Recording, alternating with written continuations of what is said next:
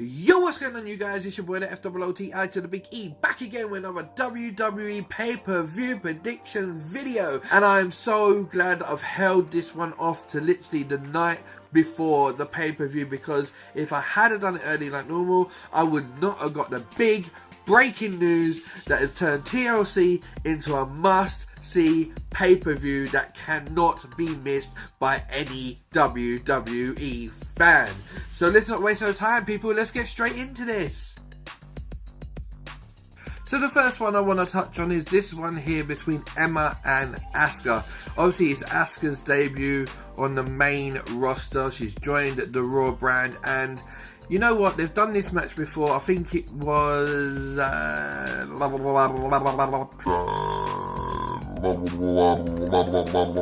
Takeover London. It was Takeover London.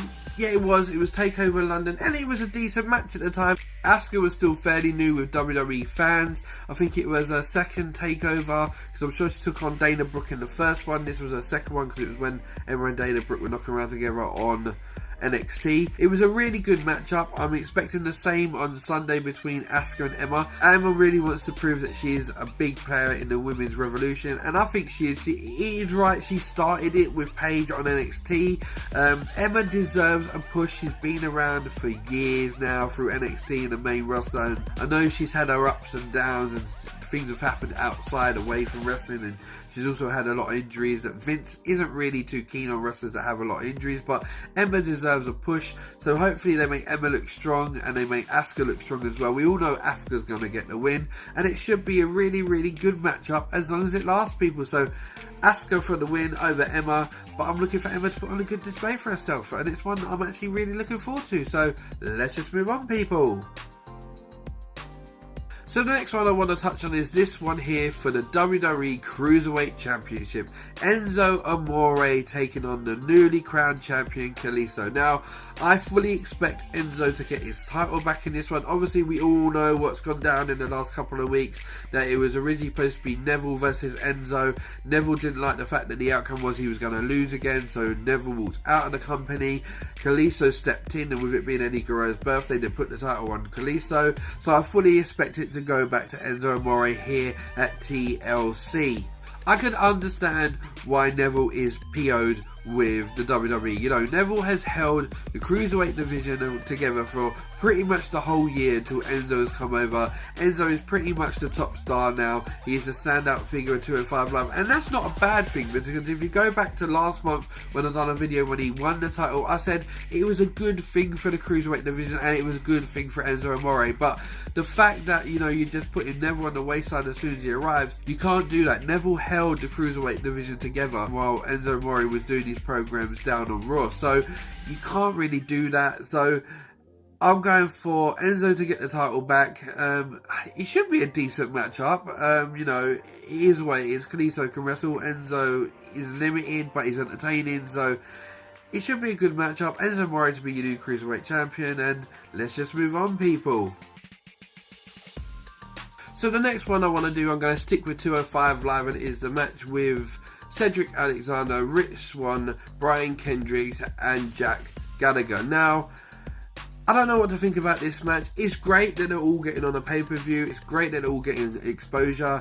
I like Cedric Alexander. Not too overly keen on Rich Swann, but he's a decent wrestler. Brian Kendricks, we know, decent wrestler. I like Jack Gallagher, obviously being from the UK, I would do. Not too into his heel character, I've got to be honest. Not as much as before when he had the umbrella and all the other things he was doing. I'm not too over with Jack Gallagher as a heel. The match should be alright. It should be entertaining. I just don't really think much of it is. For me, it's just more of a card filler. I don't think it's going to wow fans, and I'll be honest, I can't really see the fans even being really invested with it. So it is what it is. It's a card filler, and it should be decent. There's enough talent in there for it to be a decent match. I just don't know how it's really going to play out, people. So let's just move on, people. So the next one I want to talk about is the Raw Women's title match between champion Alexa Bliss defending against Mickie James. Now, I'm invested in this storyline. I like the way that Alexa's playing it as the cocky youngster, and obviously Mickey J's old, over the hill sort of thing. I like that. I ain't got a problem with this match. Maybe Nia should be getting a run with Alexa by now, is the only thing I would say. But I haven't got a problem with this match. It should be a decent match. Mickey can wrestle, we know that, so she should give Alexa a really, really good match. Alexa can wrestle really, really well as well, so it should be enjoyable. I don't think it's going to be like a women's show stealing match like the Hell in a Cell with Charlotte and Sasha last year, but you know what, it should be a decent matchup as it lasts. Both of them should put on a really good matchup. I'm just not expecting it to wow me, but I'm looking for a good solid performance from the both of them. Alexa Bliss to still be your reigning defending champion at the end of the night, and let's just move on, people. So the next one on the card I'm going to talk about is another women's match, but this one apparently is on the pre-show, and that is Sasha Banks versus Alicia Fox. Now, this storyline to me is wasteful for Sasha.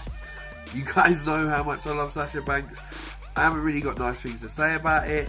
Alicia Fox is very, very, very limited at best.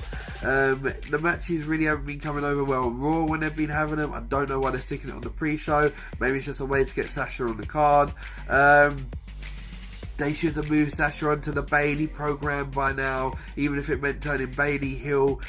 This program is just, you know, this is why it's on the pre-show, people. So Sasha Banks to get the win in a very, I don't want to say okay match, average match. Sasha carried the match. I don't know. I don't even know what to say about this match. But I'll be honest with you, one thing, I won't be watching it because I don't watch the pre-show. So whatever happens, happens. But I think Sasha Banks will get the win, people. So let's just move on. Now we're going to talk about the first one of the two announcements that have changed this card from a, okay, decent, the Shield were back card, to a, this is a must-see pay-per-view card. And it is this one, the Demon King Finn Balor versus the phenomenal AJ Styles. And for me, this match is one of my dream matches. I've had conversation with friends saying who I'd love to see together in the ring, and I've said like Seth versus AJ would be a must-see for me.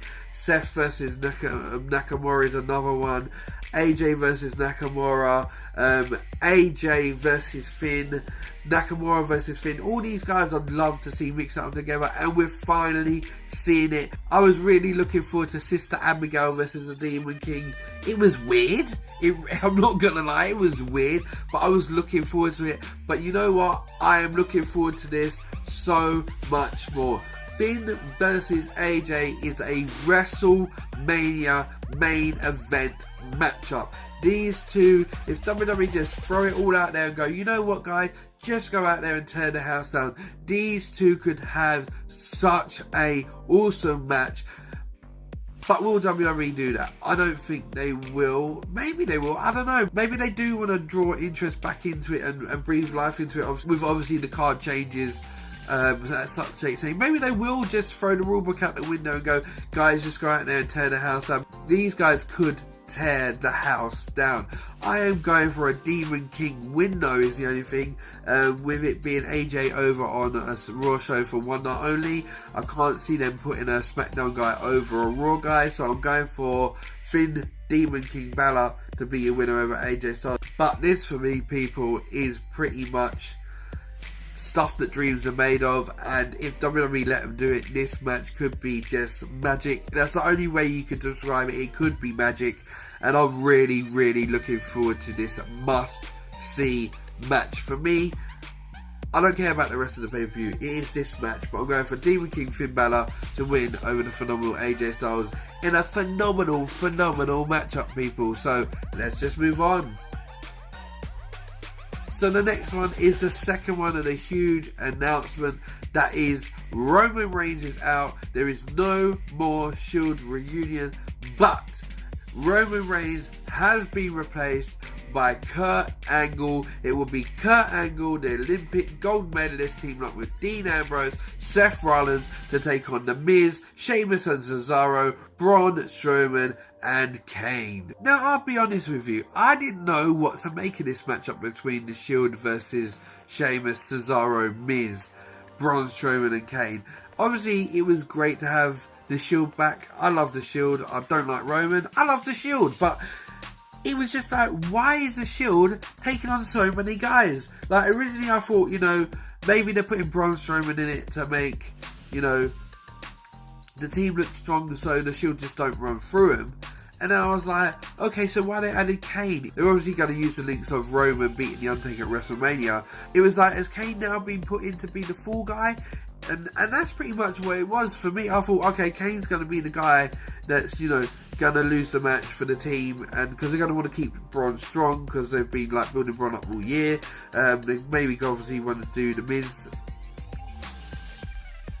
Obviously, they're going to want to keep The Miz and Sheamus and Cesaro looking strong then, because it just didn't make sense why so late Kane was thrown into the mix. Obviously, as it stands, Roman is out, Kurt Angle is in, everyone's going absolutely ballistic about Kurt Angle making his in-ring return for WWE. It is going to be epic. It's not as epic for me as AJ as Finn, but it is absolutely epic. I'm really looking forward to it. Wouldn't it be funny if he came out with the flat jacket on and everything? He's not going to, and I wouldn't want him to be honest. I want him to be Kurt Angle, but it'd be funny if he did come out in the flat jacket and come through the crowd. It would be quite funny as a twist. But they've lost Roman, so they've lost the Shield kind of, wow, it's a Shield reunion, so they thought, you know what bigger thing can we do? Like, people want Kurt Angle back in the ring, let's put Kurt Angle in the mix. It doesn't make sense, Kurt Angle with the Shield versus the rest of them. It doesn't make sense, it doesn't tell the story that the match was supposed to play out with the build-up. But you know what, it is decent, the crowd will be invested in it because it's Kurt Angle, so it should be a really, really decent matchup. I'm really, really looking forward to it. Dean Ambrose and Seth Rollins to get the win with Kurt Angle. And yeah, so that's the big announcements that have changed for TLC. I'm really looking forward to the card now. For me, it's all about Finn versus the phenomenal AJ Styles. That match is going to be off the chain. Hopefully WWE just let them off the leash and go, Finn, AJ, go out there, do your thing. And if they do, it could be a thing of absolute wonder. And maybe that's what this card needs now. It's obviously lost the Shield reunion. And obviously, you know, as much as the Bray versus Finn storyline hasn't been delivering, the Sister Abigail twist was like, ooh, it was weird. But people got invested in it again. So AJ, Finn, amazing. The card should be amazing. This is your boy FOOTI to the Big E. Sign out again with another WWE video. Remember to like, share, subscribe. If it's the first time you see my wrestling content, hit the subscribe button. Always back with WWE news. And this is your boy FOOTI to the Big E. Sign out once again. Bless and peace. Take care, people. I'm out of here.